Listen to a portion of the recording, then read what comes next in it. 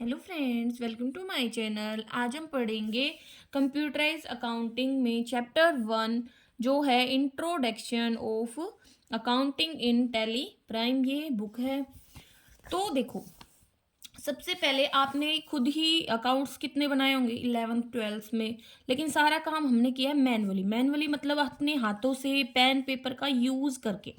लेकिन computerise accounting में क्या होता है कि हम पेन पेपर का यूज़ ना करके हम कंप्यूटर की हेल्प से, एक स्पेसिफिक सॉफ्टवेयर की हेल्प से अकाउंटिंग करते हैं, मतलब अकाउंट्स को बनाते हैं। हमें पता है कि जो हर बिजनेस होता है उसकी जो सक्सेस और फेलियर होती है वो किस चीज़ के ऊपर डिपेंड करती है कि वो किस टाइप की अकाउंटिंग कर रहा है। मतलब वो अपनी जो भी इंफॉर्मेशन है उनको अच्छे से रिकॉर्ड कर रहा है या नहीं। क्योंकि जो भी अकाउंटिंग होती है उसमें हम फाइनेंशियल इंफॉर्मेशंस को इकट्ठा करते हैं, जो हेल्प करता है बहुत सारे इंटरनल और एक्सटर्नल पार्टीज की। इंटरनल में आते हैं हमारे पास मैनेजर, एम्प्लॉयज वगैरह। एक्सटर्नल आते हैं हमारे पास बैंक, इन्वेस्टर्स, गवर्नमेंट वगैरह। क्योंकि देखो, कोई भी होगा किसी बिजनेस से अगर वो लिंक है, कोई भी पर्सन, कोई इंस्टीट्यूशन, तो वो क्या चाहेगी, वो उसके बारे में जानना चाहेगी। क्योंकि किसी ना किसी तरीके से हर किसी का इंटरेस्ट उससे जुड़ा होता है। जैसे एम्प्लॉय का इंटरेस्ट होता है कि उसे अच्छी वेजेस मिलेंगी या नहीं, बिजनेस इतना अच्छा प्रॉफिट कमा रहा है या नहीं। ठीक है। तो देखो, यहाँ पे डेफिनेशन है वही अकाउंटिंग की। अकाउंटिंग क्या है? Is the art of recording, classifying, summarising, analysing and reporting to the top management. मतलब इंटरप्रेट करना, रिजल्ट सुने, यही बता रखा है। Accounting is the art of recording, classifying, summarising in a significant manner in term of money. In term of money मतलब कि सिर्फ उन्हीं ट्रांजैक्शंस को हम रिकॉर्ड करके चलते हैं जिनको हम मनी की फॉर्म में एक्सप्रेस कर सकते हैं। मनी मतलब फाइनेंशियल ट्रांजैक्शन जो मॉनेटरी नेचर की होती है। नॉन फाइनेंशियल्स को हम रिकॉर्ड नहीं करते। इनको रिकॉर्ड करने के बाद हम इनको इंटरप्रीट करते हैं। इंटरप्रीट मतलब जो भी रिजल्ट्स होते हैं उनको पता करते हैं एंड कम्युनिकेट करते हैं टॉप मैनेजमेंट को। तो प्रोसीजर यही होता है। ठीक है। तो देखो, इसने बताया है कि हम डिवाइड करते हैं इसको दो पार्ट्स में, financial information generation and application of financial information. तो प्रोसीजर में सबसे पहले रिकॉर्डिंग, फिर क्लासिफाइंग, फिर summarising, analysis, interpretation and last step क्या होती है? कम्युनिकेशन। अब उद्देश्य क्या है भाई? हम अकाउंटिंग का यूज क्यों करते हैं? तो हम अकाउंटिंग का यूज करते हैं ताकि एक सिस्टमेटिक रिकॉर्ड तैयार हो जाए बिजनेस ट्रांजैक्शंस का। क्योंकि देखो, जब हम अकाउंटिंग करते हैं तो हम क्या करते हैं? सारे ट्रांजैक्शंस को रिकॉर्ड करते हैं। रिकॉर्ड करेंगे तो उससे क्या होगा? एक हमारे पास प्रॉपर डाटा कलेक्ट हो जाएगा। दूसरा हमारा पर्पज होता है अकाउंटिंग करने का, बिजनेस की प्रॉफिटेबिलिटी को ज्ञात करना। प्रॉफिटेबिलिटी मतलब कि बिजनेस में प्रॉफिट हो रहा है या लॉस हो रहा है, वो किसकी हेल्प से पता चलता है? हमें पीएनएल की हेल्प से। पीएनएल मतलब जिसे हाँ प्रॉफिट एंड लॉस अकाउंट बोलते हो। फाइनेंशियल पोजीशन को पता करने के लिए, फाइनेंशियल पोजीशन किसकी हेल्प से पता चलती है हमें? बिजनेस की बैलेंस शीट की हेल्प से। बैलेंस शीट मतलब जो पोजीशन स्टेटमेंट के नाम से भी जानी जाती है, इसीलिए हमें ये किसके बारे में बताती है? फाइनेंशियल पोजीशन के। क्यों? क्योंकि बैलेंस शीट में हमें टोटल असेट्स, टोटल लायबिलिटीज के बारे में पता चल जाता है किसी भी बिजनेस की।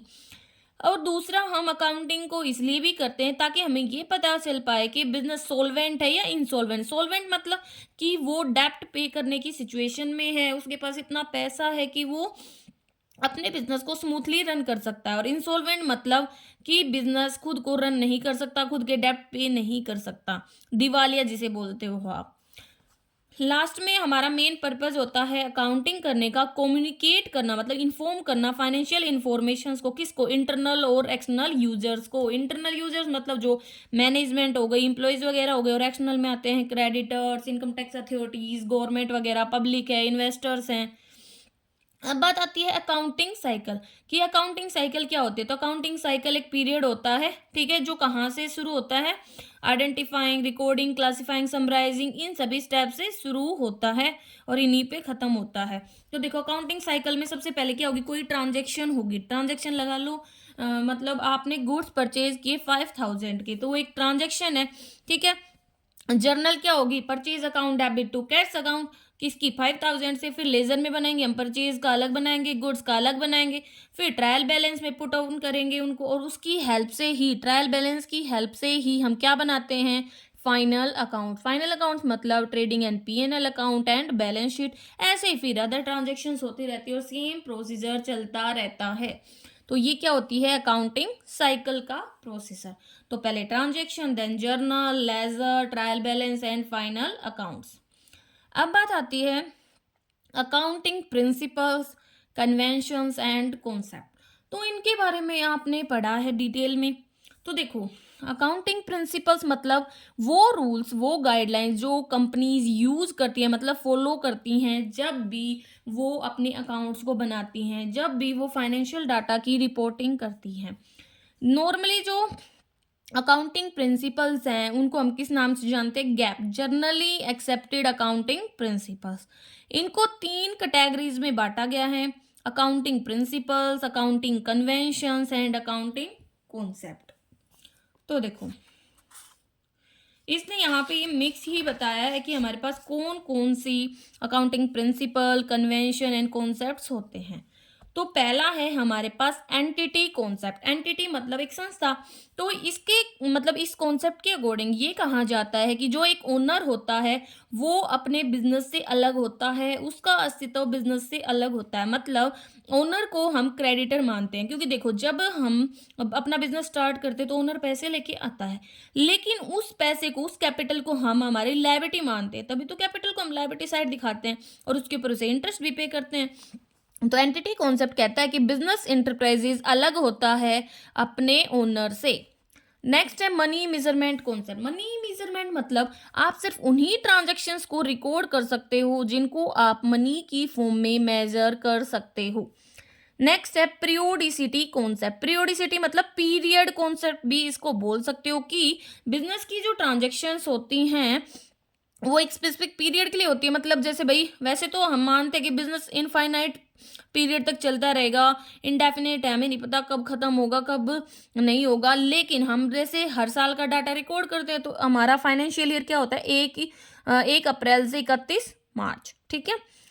नेक्स्ट है एक्यूरल कॉन्सेप्ट। एक्यूरल कॉन्सेप्ट ये कहता है कि ट्रांजेक्शन्स को, हम सभी ट्रांजेक्शन्स को रिकॉर्ड करेंगे, चाहे वो कैश की हो चाहे नॉन कैश हो। देखो, 2 तरीके से रिकॉर्ड करते हैं, कैश बेसिस पे, एक एक्यूरल। तो कैश बेसिस में तो सिर्फ कैश ट्रांजेक्शन आती हैं, जबकि एक्यूरल में दोनों आ जाती है। तो ट्रांजेक्शन्स एंड इवेंट्स को रिकॉग्नाइज करते हैं हम मर्केंटाइल बेसिस पे, जैसे इवेंट होता है। मैचिंग कॉन्सेप्ट तो ये कहता है कि जितने भी एक्सपेंसेस है उनको हम मैच करेंगे उनके रिवेन्यू से उसी साल के। नेक्स्ट है going concern concept. Going concern मतलब कि बिजनेस चलता रहेगा कंटिन्यूअसली, फ्यूचर में हमारी कोई इंटेंशन नहीं है उसे बंद करने की। नेक्स्ट है कॉस्ट कॉन्सेप्ट भी बोल देते हैं और हिस्टोरिकल कॉस्ट कॉन्सेप्ट भी बोल देते हैं। इसका मतलब ये है कि जितनी भी असेट्स वगैरह होती है हम उनको हिस्टोरिकल कॉस्ट के बेस पे डिटरमाइन करेंगे। हिस्टोरिकल कॉस्ट मतलब जब आपने वो असेट्स खरीदी थी पास्ट में, तो जिस वैल्यू की थी आप उसके अकॉर्डिंग उसको रिकॉर्ड करेंगे। रियलाइजेशन मतलब रियलाइज करना, मतलब रिसीव करना। तो यहाँ पे कहता है कि जो असेट्स होती हैं उनकी रिकॉर्डिंग हम तभी करते हैं जब वो बिजनेस में रियलाइज होती है। रियलाइज मतलब जैसे ही कोई ट्रांजेक्शन हुई, ठीक है, और भाई वो ड्यू हो गई, मतलब आपको उसकी पेमेंट मिलनी ही मिलनी है, तो हम उसको रिकॉर्ड कर देते हैं। ऐसा जरूरी नहीं है कि वो आपको कैश में तुरंत मिले, ठीक है। ड्यूल एस्पेक्ट्स कॉन्सेप्ट बोल देते हैं इसको, ठीक है। तो या डबल एंट्री की कॉन्सेप्ट बोल दो। इसमें क्या होता है कि हर ट्रांजेक्शन्स के 2 एस्पेक्ट्स होते हैं, एक डेबिट तो दूसरा क्रेडिट होता है। नेक्स्ट है हमारे तो assets is equal to liabilities plus capital, ये आपने अकाउंटिंग इक्वेशन में पढ़ा होगा 11th में। नेक्स्ट है कंजर्वेटिज्म कॉन्सेप्ट। कंजर्वेटिज्म बोल देते हैं इसको। तो इसमें क्या कहा जाता है कि जितने भी एंटिसिपेटेड लॉसेस होंगे, पॉसिबल लॉसेस होंगे, एंटिसिपेटेड मतलब अनुमानित, पॉसिबल जो भी लॉसेस होंगे हम उनको ध्यान में लेके चलेंगे, उनके लिए प्रोविजंस बनाएंगे, लेकिन एंटिसिपेटेड इनकम्स को इग्नोर करेंगे। जैसे आप बनाते हो प्रोविजन फॉर डाउटफुल डेब्ट्स वगैरह। कंसिस्टेंसी मतलब सेम, कंसिस्टेंट रहने के लिए नहीं बोला जाता कि आप कंसिस्टेंट रहो। कंसिस्टेंसी मतलब कि सेम पॉलिसीज को, सेम मेथड्स को यूज किया जाएगा एक पीरियड से दूसरे पीरियड तक। नेक्स्ट है मैटरलिटी। मैटरलिटी मतलब कि सिर्फ मैटीरियल फैक्ट्स, सिर्फ वही ट्रांजेक्शन्स और इवेंट्स को एक्सप्लेन किया जाएगा, दिखाया जाएगा जो इम्पोर्टेंट है, और जो नॉन मैटेरियल मतलब फैक्ट्स वगैरह है उनको इग्नोर किया जाएगा। और इसी के मतलब है ना अपोजिट में होता है फुल डिस्क्लोजर कॉन्सेप्ट, कि जितनी भी इंफॉर्मेशन है सारे डिस्क्लोज की जाएगी, चाहे वो जरूरी हो चाहे ना हो। एक ऑब्जेक्टिव कॉन्सेप्ट भी आ जाता है। ऐसे ही ये हमारे कॉन्सेप्ट थे। नेक्स्ट अकाउंटिंग इक्वेशन, तो ये हमने पढ़ी लिखी, assets is equal to liabilities plus capital. Next है हमारे पास टाइप्स ऑफ अकाउंट। तो डबल एंट्री सिस्टम के अकॉर्डिंग हमने पढ़ा है कि हमारे पास दो प्रकार के अकाउंट होते हैं, पर्सनल और इम्पर्सनल। और इम्पर्सनल के दो पार्ट होते हैं, तो रियल और नॉमिनल। तो एक टाइप से कहें तो तीन अकाउंट हो गए, personal account, real account, nominal account. Personal मतलब जिसको हम तीन पार्ट में बांट सकते हैं, नेचुरल पर्सनल अकाउंट, आर्टिफिशियल और रिप्रेजेंटेटिव। इम्पर्सनल में रियल और नॉमिनल। रियल में भी टेंजिबल और इंटेंजिबल। टेंजिबल मतलब जिनको आप छू सकते हो, देख सकते हो, और इंटेंजिबल वो असेट्स होते हैं जिनको हम देख नहीं सकते, छू नहीं सकते, लाइक गुडविल, पेटेंट वगैरह। अब नेचुरल पर्सनल है, आप जैसे कि आप हो, मैं हूँ, वो है नेचुरल पर्सनल। आर्टिफिशियल हो गई कोई कंपनी, कोई इंस्टीट्यूशन, कोई फर्म। और रिप्रेजेंटेटिव में आते like outstanding expenses, prepaid expenses वगैरह। अब इनके रूल्स हैं। तो पर्सनल अकाउंट का तो क्या रूल होता है, debit the receiver and credit the giver. Real account का होता है debit what comes in and credit what goes out. और नॉमिनल का होता है debit all expenses and losses and credit all income and gains. ठीक है, तो यही इसने एक्सप्लेन कर रखा है। यहाँ पे इसने एक एग्जाम्पल दे रखा है कि कौन सा किस अकाउंट में आएगा। तो लैंड एंड बिल्डिंग हमारे किस में आते हैं, रियल अकाउंट में आते हैं। नॉमिनल में सेल्स वगैरह आ गए क्योंकि खर्चा वगैरह, ठीक है, इनकम वगैरह। और पर्सनल में जैसे कि पर्सन का नाम आ गया ना, मोहन, एसबीआई एक इंस्टीट्यूशन हो गई, इस टाइप से। तो इन एग्जाम्पल से आप समझ सकते हो। नेक्स्ट इसने हमें फाइनल अकाउंट्स का फॉर्मेट दिया हुआ है। तो फाइनल अकाउंट मतलब ट्रेडिंग एंड पीएनएल अकाउंट बताया। तो ये हमें क्या बताता है, gross profit and gross loss और net profit and net loss के बारे में बताता है, जो बिजनेस कमाता है एक फाइनेंशियल ईयर के दौरान। इसमें दो साइडें होती है, एक डेबिट साइड होती है और एक क्रेडिट साइड होती है। डेबिट साइड में हम सारे खर्चे दिखाते हैं और क्रेडिट साइड में हम सारे इनकम्स वगैरह को दिखाते हैं। ठीक है, तो कहता है कि जितने भी नॉमिनल अकाउंट्स हैं, मतलब इनकम एंड एक्सपेंसेस, वो किस में दिखाए जाते हैं, हमारे ट्रेडिंग एंड पीएनएल अकाउंट में। नॉमिनल मतलब एक्सपेंसेस एंड इनकम। ठीक है, तो इसमें हम नॉमिनल अकाउंट्स को दिखाते हैं। तो देखो, सबसे पहले हम निकालते हैं ग्रोस प्रॉफिट या ग्रोस लॉस को। तो उसके लिए देखो, आपने एक फॉर्मूला पढ़ा होगा 11th में कि जो रिवेन्यू फ्रॉम ऑपरेशंस होते हैं उसमें से कॉस्ट ऑफ गुड्स सोल्ड को घटा देते हैं तो ग्रोस प्रॉफिट आता है। और आपने फॉर्मूला पढ़ा होगा कि कॉस्ट ऑफ गुड्स सोल्ड क्या होता है, opening stock plus purchase plus direct expenses minus closing stock. तो वहां से आता है कॉस्ट ऑफ गुड्स सोल्ड। उस कॉस्ट ऑफ गुड्स सोल्ड को जब हम सेल्स से घटाते हैं तो आता है ग्रोस प्रॉफिट। तो वही है कि इधर दिखाएंगे हम opening stock, purchase, carries inward होता है डायरेक्ट एक्सपेंस और कैरीज आउटवर्ड होता है इनडायरेक्ट एक्सपेंस। तो वो जाएगा हमारा पीएनएल अकाउंट में, वेजीज। ठीक है, और इसमें से सेल्स एंड क्लोजिंग स्टॉक में से ये घटाएंगे तो आ जाएगा ग्रोस प्रॉफिट। ठीक है, अदरवाइज ग्रोस लॉस। फिर इनको हम कैरी फॉरवर्ड करते हैं, इसको इधर, इसको इधर। इधर सारे इनकम है, उधर सारे एक्सपेंसेस है। और एक देखो, वेजेस वर्ड है, ठीक है, लेकिन वेजेस एंड सैलरी है तो भी वो आता है ट्रेडिंग अकाउंट में। लेकिन सैलरी एंड वेजेस वर्ड होगा तो वो आएगा पीएनएल अकाउंट में, ये याद रखना।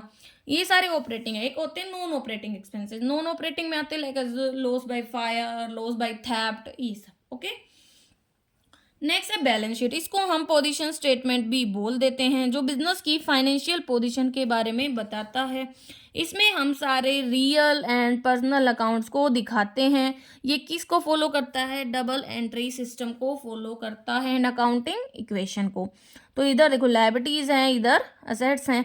और देखो दो फॉर्म में बना सकते हो, एक होती है परमानेंस, ठीक है, और एक होती है लिक्विडिटी।